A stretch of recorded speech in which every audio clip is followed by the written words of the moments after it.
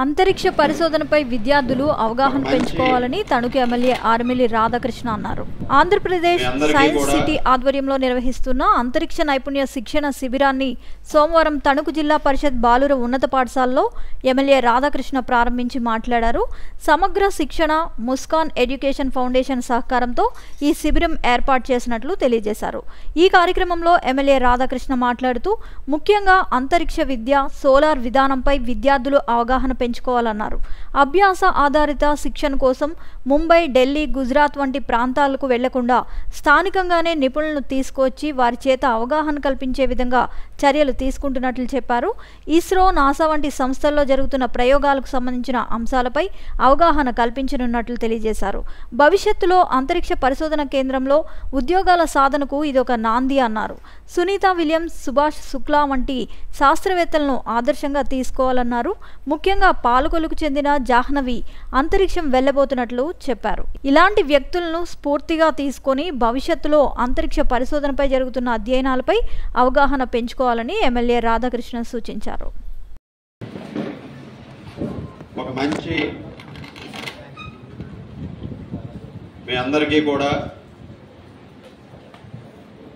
ఈ space skill development ప్రోగ్రామ్కి సంబంధించి ఈ కార్యక్రమాన్ని ఏర్పాటు చేయడం, దానికి ఈ సమావేశానికి ఇనాగ్రేషన్ ఫంక్షన్కి సభాధ్యక్షులు వహించినటువంటి హెడ్ మిస్ట్రెస్ గారికి, వేదికను అలంకరించినటువంటి secretary CEO science city Venkateswarlu గారికి, డిఈఓ నారాయణ గారికి, అదేవిధంగా ముస్కాన్ నుంచి వచ్చినటువంటి డైరెక్టర్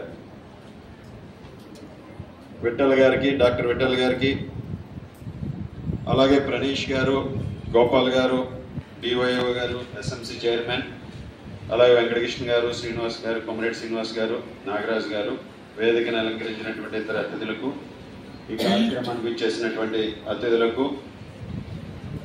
టీచర్స్కు, విద్యార్థులకు అందరికీ కూడా హృదయపూర్వక నమస్కారాలు తెలియజేసుకుంటూ, ముఖ్యంగా ఈ స్పేస్ స్కిల్ డెవలప్మెంట్ ప్రోగ్రామ్ మీ అందరికీ కూడా మీ దగ్గరికి తీసుకొచ్చి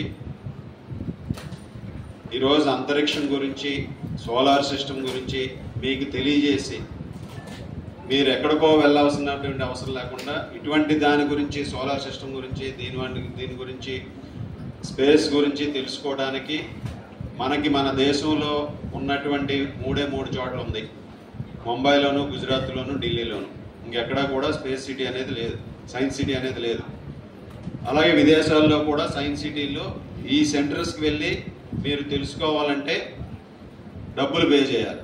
కానీ ఈరోజు మీ దగ్గరికి తీసుకొచ్చి వీటన్నిటినీ కూడా దీన్ని ఏ విధంగా ఈ మిషన్, స్పేస్, దీనికి సంబంధించినటువంటి అన్నీ కూడా మీకు తెలియజేయడం కోసం మీ దగ్గరికి ఈరోజు ముస్కాన్ నుంచి రావటం, వారు ఇది 1 month లాంగ్ ప్రోగ్రామ్ పెట్టుకున్నారు. 10 schools-ని వాళ్ళు ఐడెంటిఫై చేసుకుంటే దీన్ని మీకోసం 11వ స్కూల్గా ఈరోజు ఇక్కడికి తీసుకురావడం జరిగింది. ఇది మీరు అందరూ కూడా మీలో ఎంతమంది అబ్దుల్ కలాం గారు తెలుసు కదా? ఇస్రో గురించి తెలుసా? నాసా గురించి తెలుసా? Very good. అలాగే చంద్రయాన్ గురించి విన్నారా? Very good. సో మీకు కొంచెం అవగాహన ఉంది కనుక దీని మీద ఏంటంటే మీరు ఈ అంతరిక్షంలో మీరు మొదటి అడుగు పెడుతున్నారు ఈరోజు. దీనిలో ఇస్రోలో కానీ ఇతర అంతర్జాతీయ సంస్థల్లో కానీ ఉద్యోగాలు చేయడానికి మీకు అవకాశాలు కల్పించడానికి ఇది ఒక నాంది. ఈరోజు ప్రపంచ స్థాయిలో అంతర్జాతీయ ప్రతిభని ప్రదర్శించిన వాళ్ళని కూడా చూసాం. ఈరోజు మనకి స్పేస్గా మొదటి ఇండియన్ ఎవరు వెళ్ళారు? స్పేస్లోకి మొదటి ఇండియన్ కాదు, ఇక్కడ మన భారతదేశంలో రాకేష్ శర్మ గారు వెళ్ళారు. కల్పనా చావ్లా మనకి first Indian lady women, Kalpana Chawla గారు.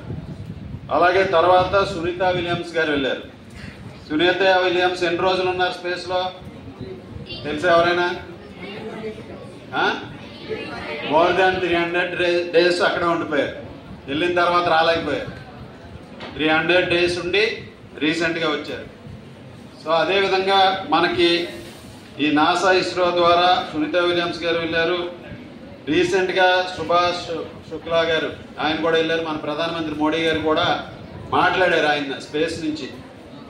సో అలాగే మన పాలకొల్ల అమ్మాయి కూడా జాహ్నవి దంగేటి ఈరోజు స్పేస్ దాంట్లో భవిష్యత్తులో స్పేస్లోకి వెళ్ళడానికి కూడా జాహ్నవి మన పాలకొల్లో పుట్టిన అమ్మాయి కూడా భవిష్యత్తులో నాసా ద్వారా వెళ్ళబోతుంది.